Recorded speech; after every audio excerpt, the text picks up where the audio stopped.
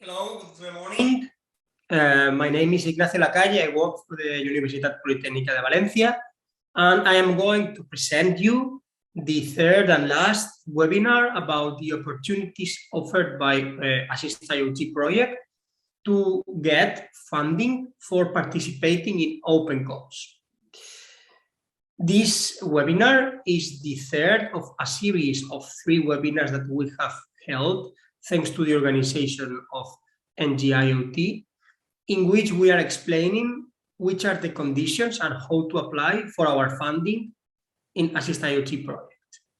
Without further ado, let me explain a little bit what this is about, and then I will go deeper into the process of applying to our funding.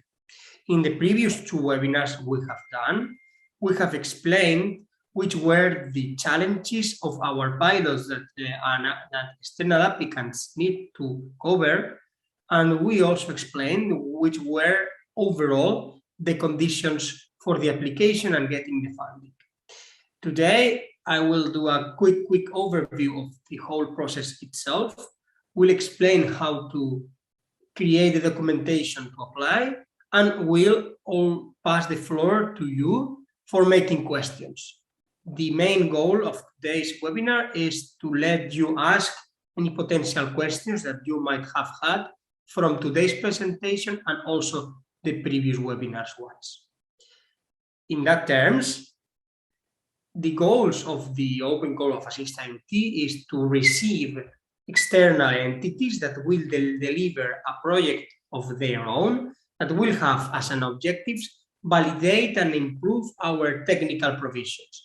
We have delivered an architecture for next generation IoT composed of several enablers, software or hardware, that combine provide functionalities to be validated in certain verticals, in certain demonstrators that are part of our project.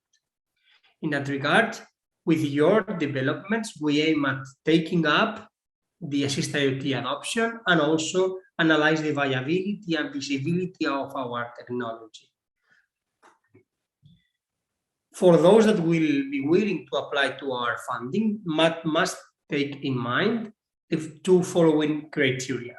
The technical to use or leverage at least one or better some of our enablers, which are clearly described in the documentation of the open call, in the guideline for applicants, and also in our deliverables, and also trying to provide some value, added value to our pilots that are part of our project, which are 4 in the sector of maritime ports, construction sites, and automotive, both in fleet and in car, and also detecting defects at the surface of vehicles.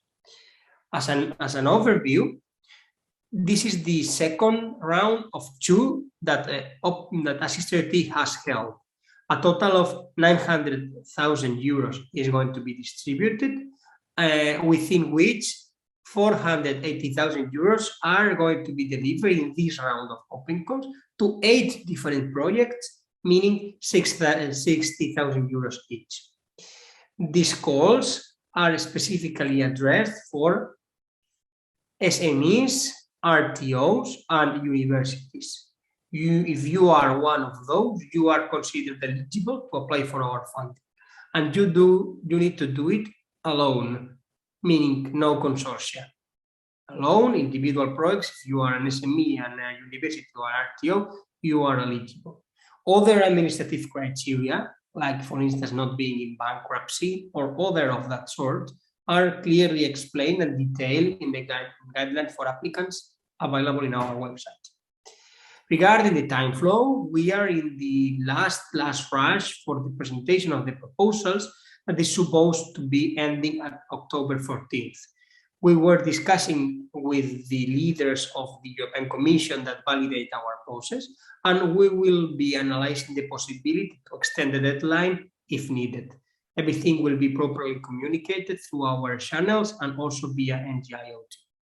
Afterwards, once selected, it's selected after passing a review of 2 external independent reviewers. You would be receiving the funds in the structure stated in this slide.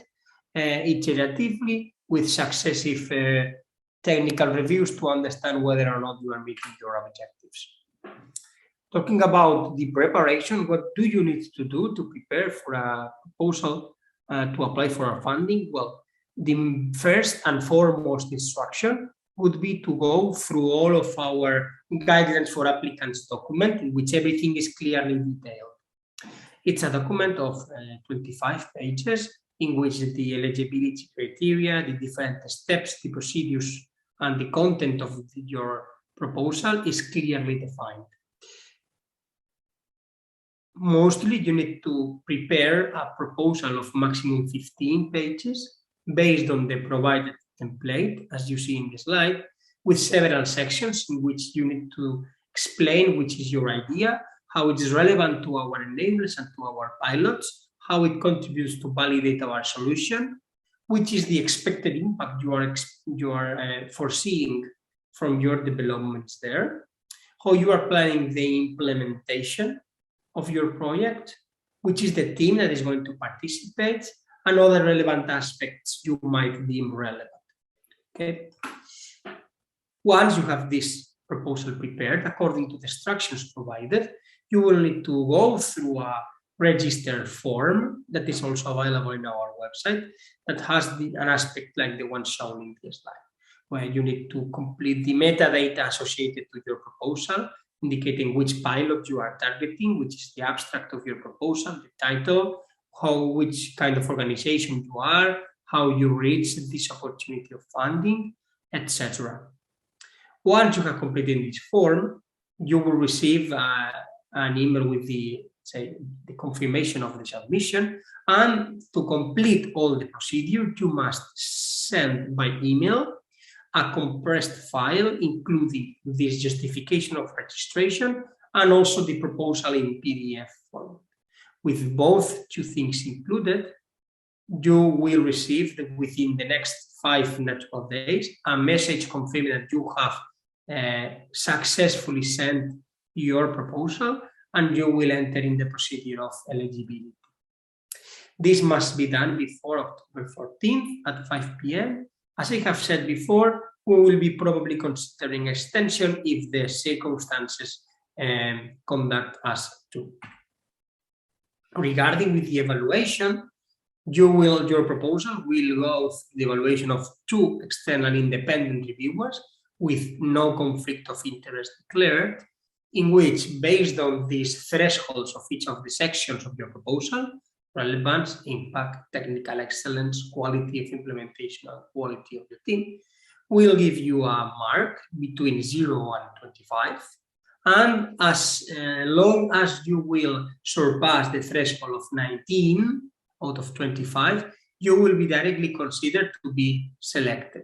Then, if there are more candidates surpassing these thresholds than projects to be funded, which are 8, this will go through an evaluation with an internal board, and you will be selected or rejected.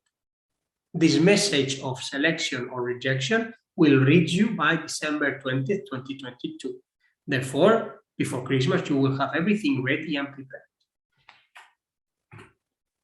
Recapping, ASSIST-IoT is offering the possibility to SMEs, RTOs and universities to get a fixed quantity of 60,000 euros as a single project, targeting one of the open challenges that we explained in the last webinar, with the goal to validate the architecture of the project and provide us value to this pilot. The maximum duration of the project can be 8 months, and the reimbursement of the funding will be in the form of lump sum. For applying to these conditions, you will need to fulfill a proposal template with a maximum of 15 pages to be completed and submitted to us before October 14th, all together with the justification of the registration of a form that is available in our website. We will let you know whether or not you have been selected before December 20th, 2022. You have more information about the whole process in either the recordings of the previous webinars that we have held in the last month of September, and also in our website in the guidelines for applicants document. That has been all for me, and I would like to now pass the floor to you, to your questions, to solve them. Thank you. So I don't know, Valentin, if you can. Yes, if there are any questions, please turn on your microphone and your camera if it's easier like this. Or we have a question from Paolo. How much before you will communicate extension? Maximum at the end of this week, maximum on Friday. We are discussing it right now. And if we will be extending the deadline, it will be communicated before this weekend. So October 7th. Another question, you can also see it in the chat, Nacho, if it's easier. If an SME already submitted on the first deadline, can it resubmit for the extended deadline and ask to ignore the previous proposal? Yes. Yes. Anyway, this can be done also within the timeline of the original deadline. If you send several versions of the proposal, that's completely fine. We will just take the last say, received version. Yes. You are welcome, Paolo. Are there any other questions? You can freely turn on your mic and we can establish a discussion. It's no problem.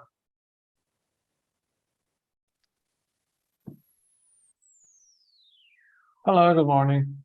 On my side, no more question. I have to check some pilot and some technical documentation in order to integrate our proposal with what is already available from the consortium in terms of API, infrastructure, and things like that. So we are working on this. And probably we'll come back to you maybe in the next days with some questions if we have some doubt regarding the technical aspects on if this is ready or if this is available, or any sort of technical question regarding on how to build on top of your project our idea.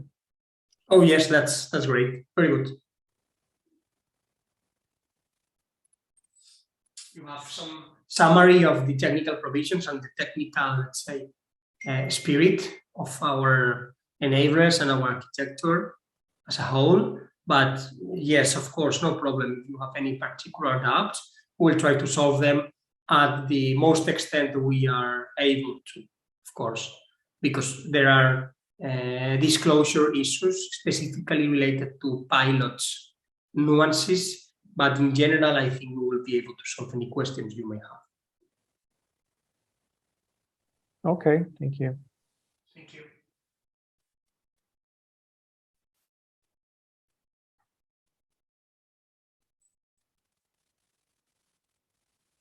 Okay, I see no more questions in the chat.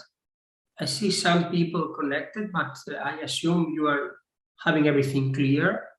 If not, I would also like to recommend you go through the previous webinars, especially the one about the specific challenges of the pilot, because you will need to get acquainted with those in order to make a, say, solid proposal. Okay.